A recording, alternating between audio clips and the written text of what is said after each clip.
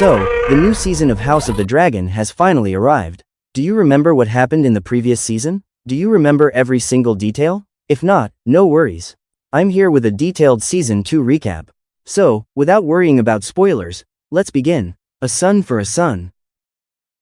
Season 2's first episode begins at the Wall, where Jaehaerys, who has come to remind the Starks of Winterfell about their oath, meets Cregan Stark. Cregan says that he cannot send his men right away. However, he has 2,000 greybeards, who are far more dangerous than a normal army. On the other side, Rhaenys, riding her dragon Melis, is watching over the gullet alongside the Velaryon shipping blockade. Daemon then approaches Rhaenys and tells her to take her dragon and join him in Caraxes to eliminate Aemond and Vhagar so they can avenge Luke's death. But Rhaenys refuses because Rhaenyra was not there to approve it. Rhaenyra has set out on her dragon to search for the bodies of Luke and his dragon Eryx. Near Storm's End, she finds a piece of Eryx's remains in Luke's clothing. She then returns to Dragonstone and says only one thing: she wants Aemond Targaryen. Meanwhile, Aegon II Targaryen is listening to the problems of his people and trying to solve them. But his hand, Otto Hightower, explains to him that in the midst of a war, they cannot give everyone everything they want. Aegon, who was never brought to the small council by his father Viserys, brings his son and heir, Jaehaerys, to a small council meeting. At the same time, Larys Strong is taking advantage of Alicent's fears. Alicent feels guilty about Luke's death, and she later tells Otto that war should only be started if it is absolutely necessary. Meanwhile, Mysaria arrives at Dragonstone from King's Landing, where her establishment had been burned down. Daemon has her captured and thrown into a cell. However, he later offers her freedom, and in return, Mysaria helps Daemon connect with two killers. These are Blood, a city watch guard, and Cheese, a ratcatcher. They set out to kill Aemond, but they are unable to find him in the Red Keep. They then enter Queen Helena's chambers and ask her where her son is. They end up taking Jaehaerys' life. Helena immediately takes her daughter, Rhaenyra, and rushes to her mother, Queen Dowager Alicent's room, where Alicent is in a delicate position with Criston Cole. As soon as Helena arrives, she tells them that her son is dead. Rhaenyra the Cruel. The murder of Prince Jaehaerys has now thrown the realm into chaos. Aegon immediately summons the small council and says that he wants revenge against Rhaenyra. However, his hand, Otto, suggests that they first hold a public funeral so they can gain the support of the people of King's Landing and show everyone how terrible Rhaenyra is.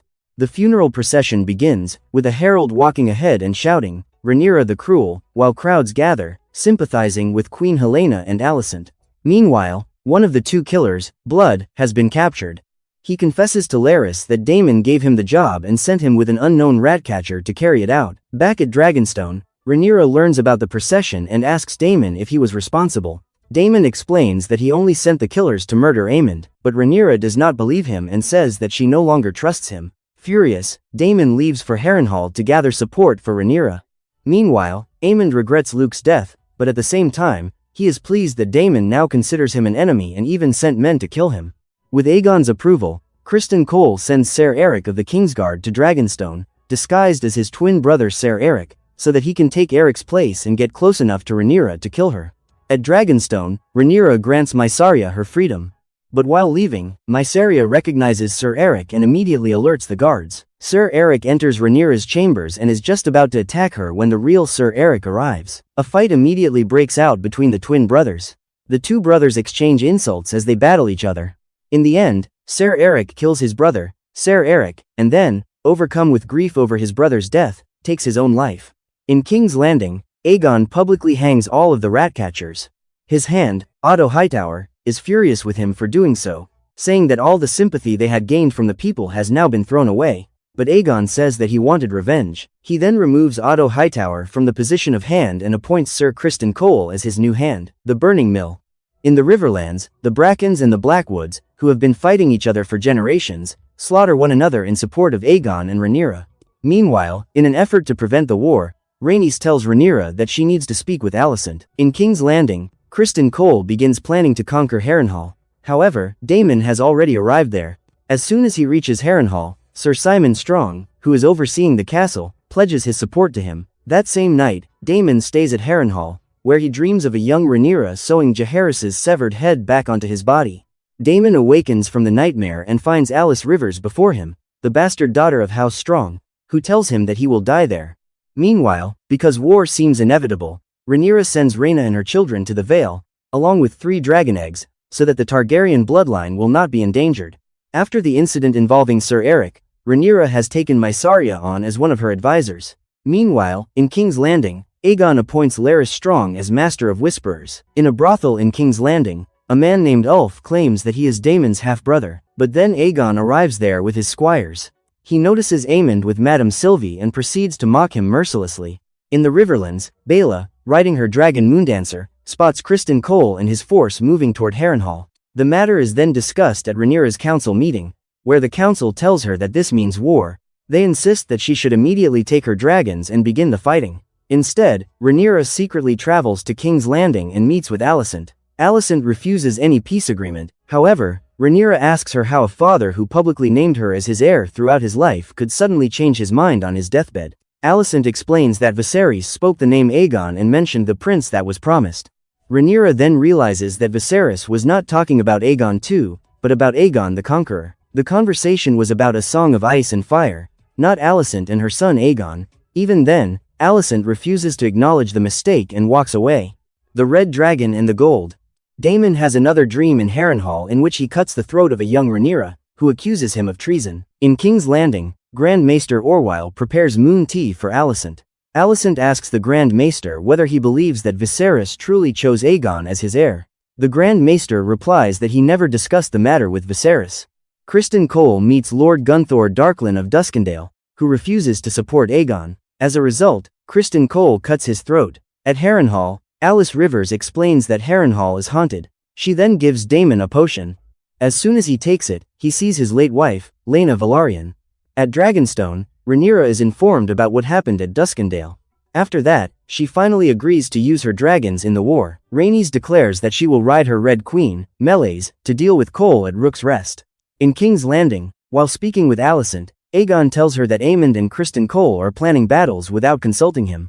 But Alicent advises him to simply sit on the throne that was handed to him and do nothing. But Aegon has become frustrated. In a drunken state, he puts on his armor and sets out for Rook's Rest on his golden dragon, Sunfire. Criston Cole's army is positioned outside Rook's Rest when Rhaenys arrives on her dragon and begins raining fire down upon them. This had been Cole's plan all along. He wanted Rhaenyra to send her dragons so that Aemond and Vhagar could quickly destroy them. However, Aemond spots Aegon arriving on Sunfire and hesitates. Meleys, Rhaenys' Red Queen, is a battle-hardened dragon, and with all her experience, she begins tearing Sunfire apart. Aegon is now in serious danger. That is when Vhagar, the largest dragon in Westeros, enters the battle. Riding Vhagar, Aemond unleashes Dragonfire upon both dragons. Sunfire crashes to the ground with Aegon, and chaos erupts everywhere. Now Aemond and Rhaenys face one another. Meleys badly wounds Vhagar and even knocks the giant dragon from the sky. Rhaenys is still airborne. She turns away as if to leave the battlefield, but she believes she can still defeat Vhagar. When Rhaenys brings Meleys back into the fight, Vhagar suddenly emerges from hiding and attacks. Vhagar clamps her jaws around Meleys' neck, killing her instantly. Rhaenys is also killed alongside her dragon. On the ground below, Criston Cole regains consciousness and looks for Aemond, finding him standing beside Aegon with his sword drawn. But when Aemond notices Cole, he sheaths his sword. Cole then sees that Aegon is in terrible condition. Rhaenys' husband, Corlys Velaryon, along with his granddaughter Baela and his queen, Rhaenyra, are devastated by Rhaenys' death. Meanwhile, in King's Landing, Criston Cole has the severed head of Meleys paraded through the streets. However, the starving people of the city see it as a bad omen. The people have little food because the gullet is blockaded.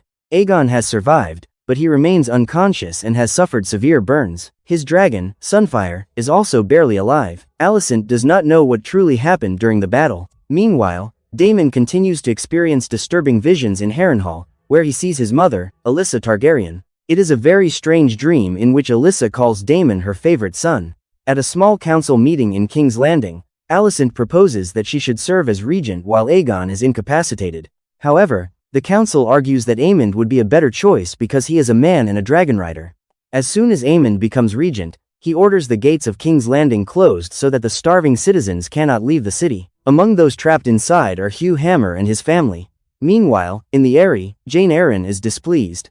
She tells Rhaena that she expected House Arryn to be given large dragons for protection during the war, not tiny hatchlings. At the same time, Prince Jacaerys has reached the twins, where he wins the support of House Frey by promising them Harrenhal. Afterward, the twins are open to allow the Stark Greybeards to cross. Meanwhile, Mysaria sends Alinda from Rhaenyra's side into King's Landing to gather information and create unrest among the people. At Harrenhal, Daemon declares that he will become king once he has gathered a large enough army. He orders the Blackwoods to devastate Bracken lands so that the Brackens will be forced to join his cause. Alice Rivers tells Daemon that this is wrong, and Alice is proven right. The Riverlords refuse to support Daemon because of the destruction caused in his name. Back at Dragonstone, Rhaenyra is troubled because they have no answer to Vhagar, the largest dragon in Westeros. Jacaerys then suggests that they do have an answer: Vermithor and Silverwing.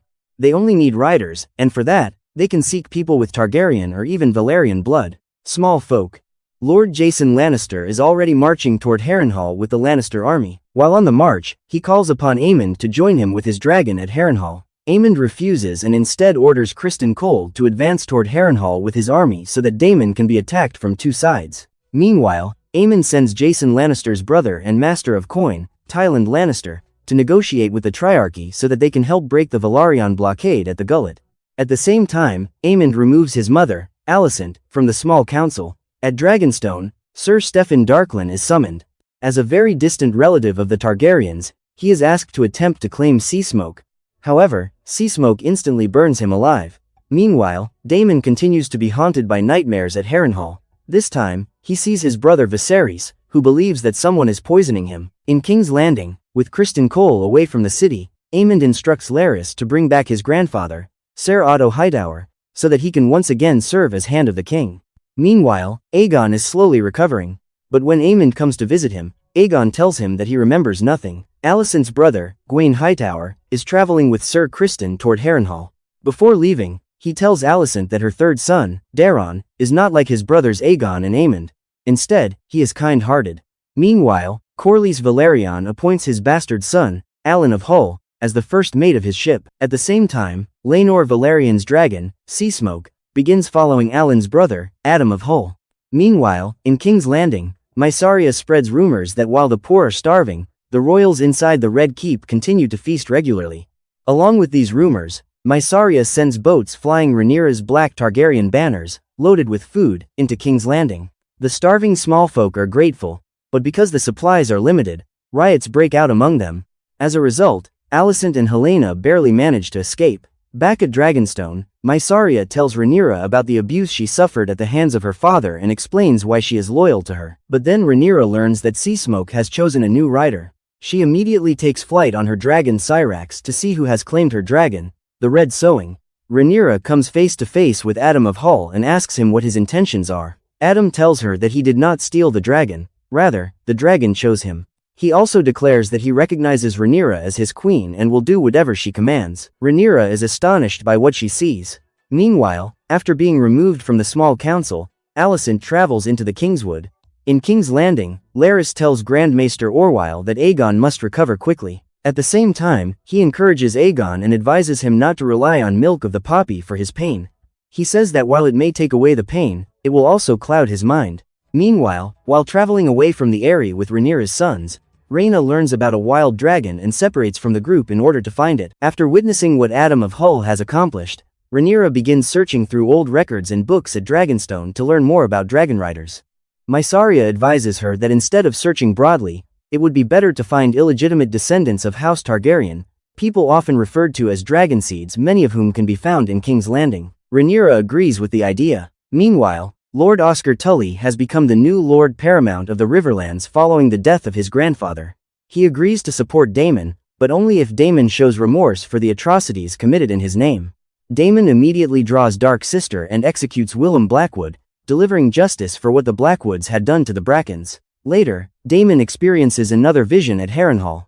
In this vision, he sees a sickly Viserys, who asks him whether he truly wants the burden of wearing the crown. Back at Dragonstone, Jacaerys argues with Rhaenyra over the idea of turning illegitimate Targaryens into dragon riders. He says that people already call him a bastard, yet being a dragon rider has always proven those accusations wrong. But if another bastard were to become a dragon rider, then what difference would remain between that person and Jace? However, Rhaenyra wants to end this war, so she moves forward with her plan. She sends Alinda and Alan to bring dragon seeds from King's Landing, including Ulf and Hugh. Rhaenyra then brings all of these dragon seeds before Vermithor, the largest dragon on the black side, Vermithor quickly demonstrates just how dangerous he is, burning the dragon seeds one after another. Then Hugh Hammer steps forward to save a woman, and Vermithor chooses him as his rider. Meanwhile, while fleeing from Vermithor's rampage, Ulf stumbles upon Silverwing, and Silverwing chooses Ulf. Ulf then takes flight on Silverwing and heads toward King's Landing. The moment Aemond sees this, he immediately mounts Vhagar and gives chase. But as he follows Silverwing back toward Dragonstone, Aemond turns around and retreats after seeing 3 dragons waiting there with their riders. Among them, Rhaenyra silently makes it clear to Aemond that his advantage is gone, the queen who ever was. The season finale begins with Tywin Lannister arriving in Essos. He has come to secure an alliance with the Triarchy. The Triarchy is already hostile toward both Corlys, Velaryon and Daemon, and it commands a massive armada of ships. In return for their support, however, they demand the Stepstones. They also insist that Thailand must defeat Shirako Lohar, the admiral of their fleet. Meanwhile, in King's Landing, Larys informs Aegon about what Rhaenyra has accomplished. Afterward, he tells him that they must leave immediately for Braavos, where the gold from Harrenhal has been secretly stored. Once Rhaenyra and Aemond destroy each other in the war, Aegon can return and reclaim the throne.